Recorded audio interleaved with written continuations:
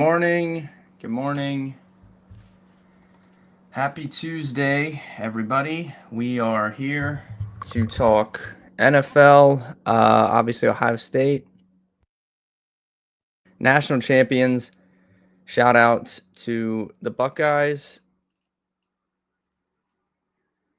That was awesome, honestly. To go where they went after the Michigan game, pretty incredible.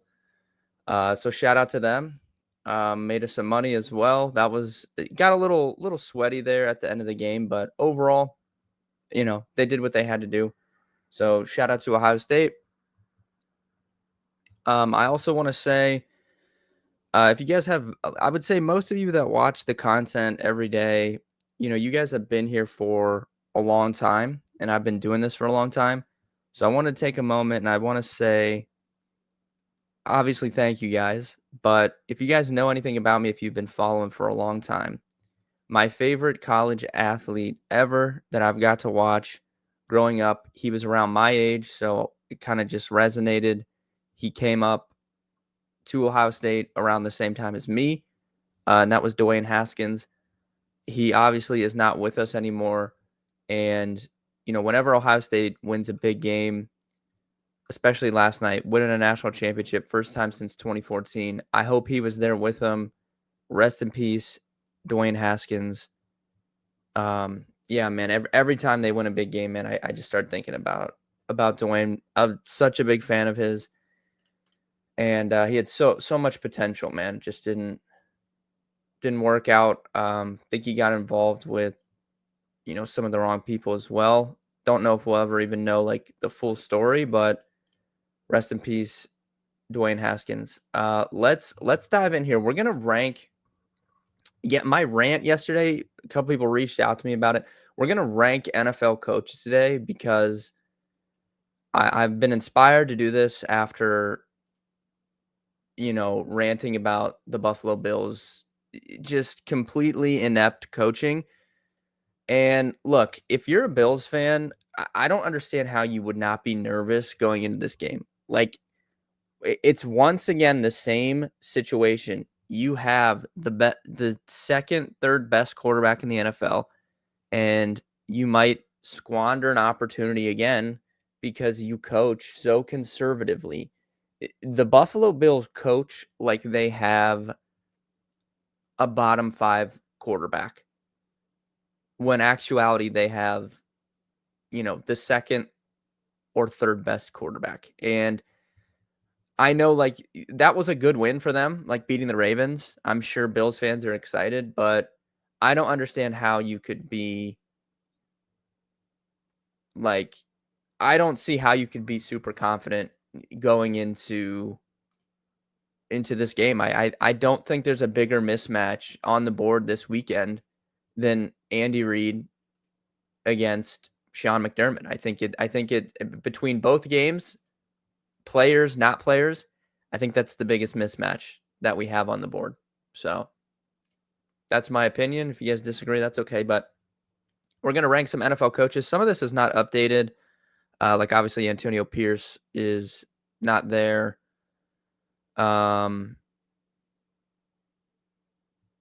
Robert Saleh is not there. So, yeah, we have some stuff not updated here. But for the most part, we can kind of rank out these NFL coaches.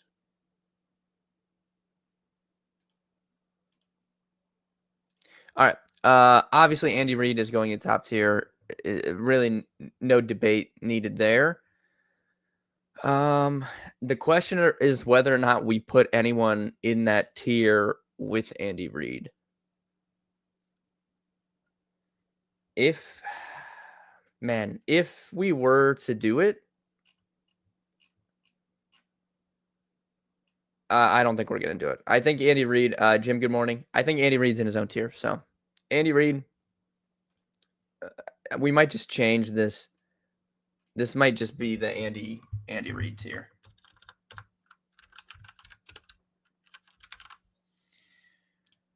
He has his own tier, in my opinion. Okay.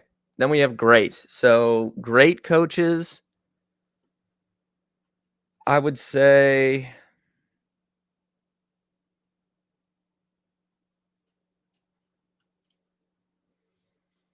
hmm, this,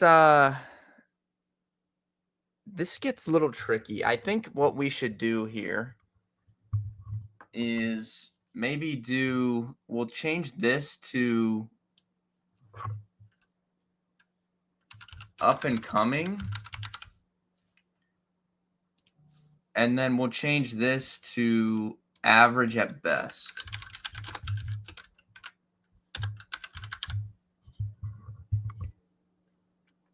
And then we have should be fired. Okay. That's what we're going to do. Andy Reid in his own tier. Great coaches. I would say both of the Harbaughs are great coaches. So they would go in there. I would put Sean McVay up here.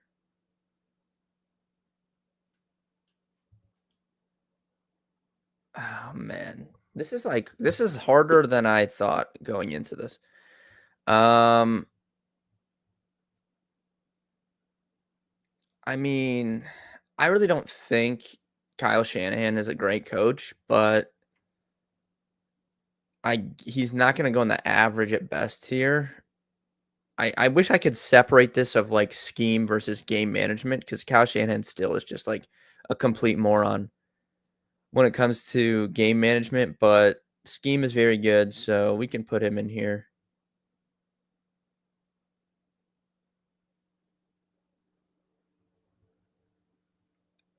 It might be easier to work from the bottom. And Chad, if you guys have suggestions on this, fire away. It might be easier. Todd Bowles average at best.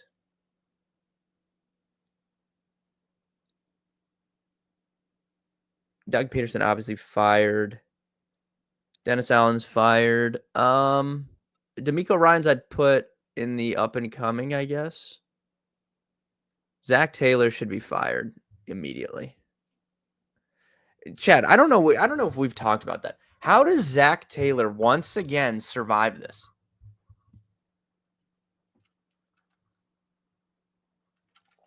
He gets by like so they just make Lou Anarumo the scapegoat, right?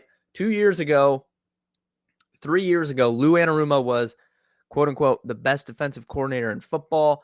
He was getting head coaching interviews, and what now? He's the scapegoat for Zach Taylor.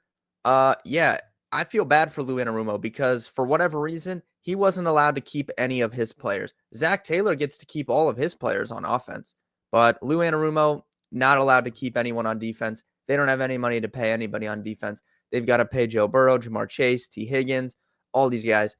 So Lou Anarumo is just the scapegoat for Zach Taylor. The fact that this guy once again has navigated a coaching cycle, survived after not making the playoffs, had a full healthy season of Joe Burrow, Jamar Chase, and you don't make the playoffs. A full healthy season. It's inexcusable. How is this guy not fired? It tilts me to absolutely no end. Mike McDaniel, I'd put up and coming. He is not in the great category yet. Mike Tomlin, I can put in the great coach, I guess. I don't really think he is, but he's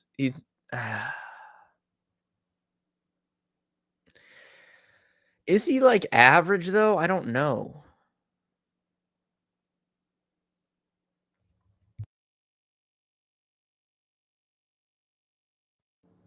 I don't know.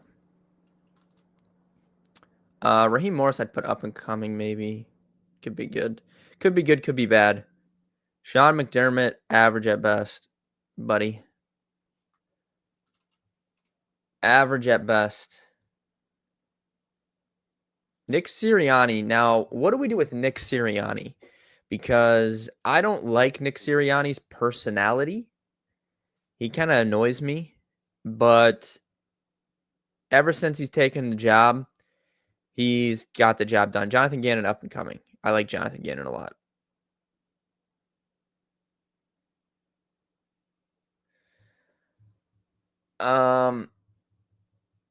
Yeah, so I don't know. I don't know what to do with Nick Sirianni. He's got the job done. Winning his coach record-wise since taking over, or win percentage-wise since taking over for the Eagles. He's made the playoffs in all 4 years. He's made the conference championship in 2 out of 4 years. He made the Super Bowl, has a chance to make another Super Bowl. Brian Dable, average at best. Something about that guy just annoys me. Never thought he was that good of an OC either, so. Mike McCarthy is going to get hired again. He should be immediately fired. Mike Vrabel, average at best. He's too much of a boomer, I think, unfortunately. I think he's a good leader of men. I think he's too much of a boomer to be an actual good coach in the current landscape of the NFL. Doug Peterson, if he ever gets fired again, should be fired.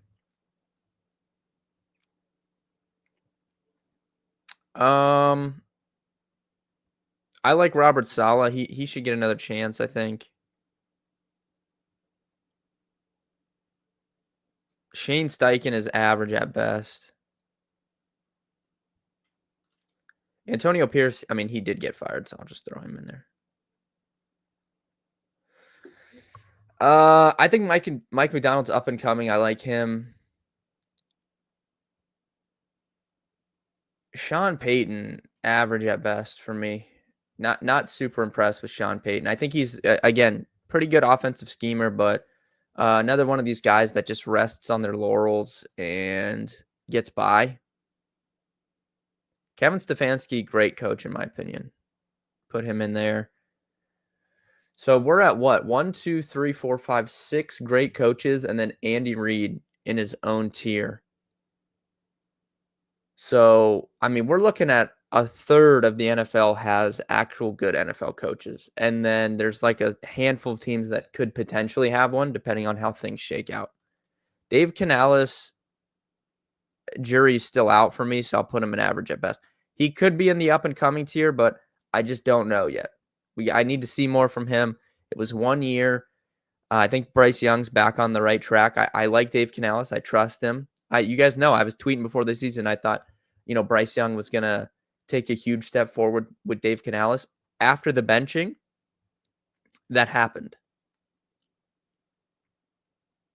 Dan Quinn, man,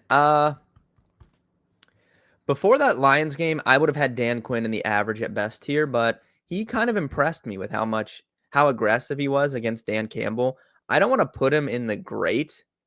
Oh, what we should have another tier. Can I add another tier? How do I do that?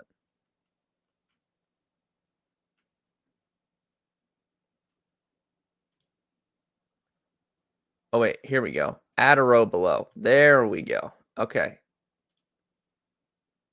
Yeah, this makes things easier.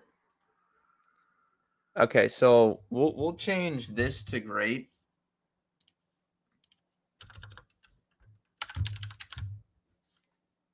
And then we'll have this at good. This is better. Much easier. I didn't realize I could do that until now. All right, great. I'll still put the hardballs up there. I would put McVay there. I think Kevin Stefanski is a great coach. Two-time coach of the year on the Cleveland Browns is no easy measure. Good. Shanahan and Tomlin, I would put good. Dan Quinn, I'll put in the good category. Let's rank these out. I would have probably McVay first. And then the hardballs and then Stefanski. Yeah, that looks good. That looks good. Up and coming, D'Amico Ryans, I'd put 1, McDaniel 2. I'd probably put Raheem Morris last among these fellas here.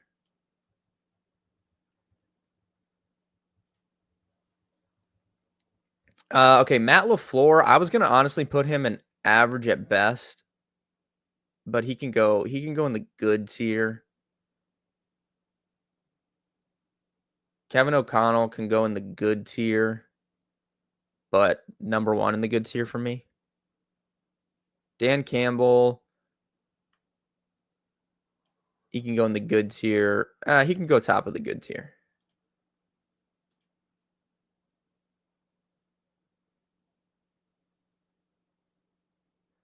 It just is like, where do we put Nick Sirianni? I don't know.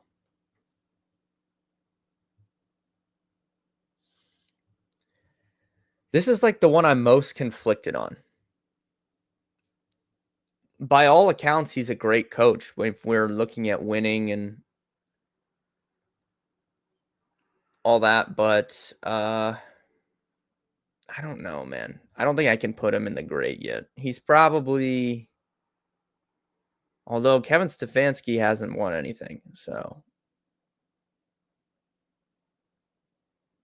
all right. He's not great though.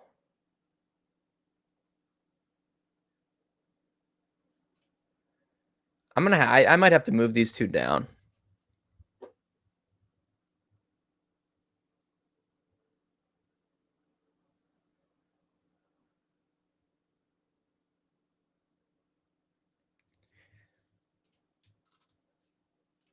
Move them down? Yeah, I think I might have to. All right, we'll put him there and we'll put him there.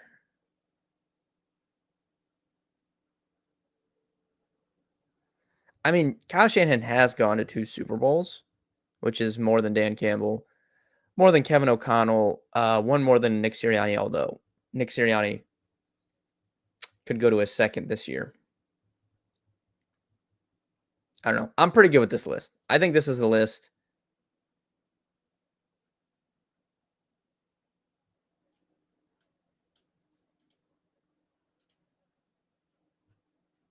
And then, I mean, we could have a tier of like first time NFL coaches like Ben Johnson, have no idea if he's going to be good or not.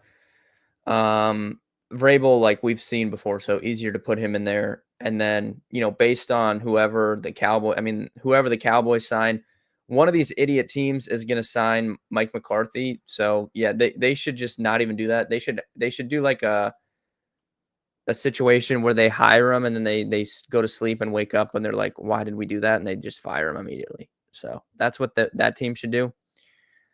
And then Aaron Glenn would also go in the Ben Johnson tier of I don't know, but I mean, if you guys watch the streams, I'm not really sold on Aaron Glenn. I don't even think he's that good of a defensive coordinator. So I think like again, very similar to who would I compare Aaron Glenn to? I think I would compare Aaron Glenn to a Mike Vrabel. Very good football guy, very good leader of men. I think players like him. I think players want to play for him. But at the end of the day, the actual like logistics of the NFL and that sort of thing, X's and O's even, like probably not their forte. So it's really tough for them to get elevated to one of these higher tiers. Like Aaron Glenn, like we've seen it for years. Like he just was like, yes, they were super injured, but this is why I respect Dan Quinn right here. This is why I respect Dan Quinn. Coming into that game, the Commanders-Lions game, what was the number one talking point that everyone was talking about? The Commanders play very man-heavy on defense. Jared Goff is number one in the NFL against man coverage. Jameson Williams, top of the league in man coverage splits. And it's just not smart to play man-to-man against the Detroit Lions offense and Ben Johnson. So what did Dan Quinn do? He changed his defense. They didn't play man coverage against the Lions very often. They played very heavy zone coverage, and it helped them win that game. Multiple picks, a pick six off Jared Goff. That's the type of things I'm looking for, out of my coach. And Dan Quinn would have been down in this average at best tier prior to this game. He impressed me heavily in that game against Detroit. On top of, making those schematic changes he needed to when he needed to make them and being aggressive, going for it, maximizing the edge. I loved what Dan Quinn did last week. I don't think Aaron Glenn would do that. He didn't do it all year. Even when they were getting injured, he still wanted to play man to man. You can't play man to man with your third and fourth string players. It doesn't make any sense why you would do that. And it's why they were a bottom 5 defense down the stretch the last 5-6 weeks of the season. And it's why the Detroit Lions are sitting at home watching the Commanders played. They just gave up the Detroit Lions just gave up the most points to a road team in NFL history. And you can say injured, whatever. You're going to hire that guy to be your coach. Good luck. We'll see. We'll see what happens. But I'm pretty good with this list. Overall, Ben Johnson and whoever these other teams hire, depending on who it is, they can get their own tier of, we'll see. We'll see.